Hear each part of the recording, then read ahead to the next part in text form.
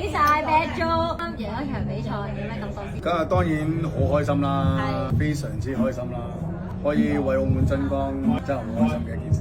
真心啱啱見到你，真係打到出晒汗。呢場比賽係 fit 咗好多。因為如果操唔 fit 嘅話咧，係我覺得同阿四海打嘅話咧，應該50-50。但我操得咁 fit 咧，就可以贏到佢。啱啱你咧喺台上邊都有講得少媽咪嘅嘢啦，可唔可以講多少俾大家？2年前我媽咪走嘅日子嚟，我媽咪係12月27號走嘅，咁我今日咧就相信我媽咪喺度睇住我，所以我今日可以贏到呢場比賽咧，都係多謝我媽咪先啦，跟住多謝咁多香港嘅 fans 同埋咁多澳門嘅兄弟。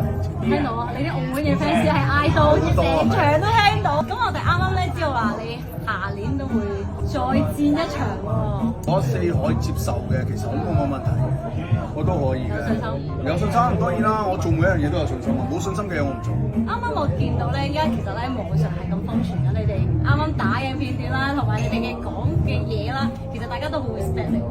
輸咗四海同叫爸爸啦，咁佢都有做到嘅，你見到。咁但係見到你嘅回應咧，都好得睇喎，成個過程都。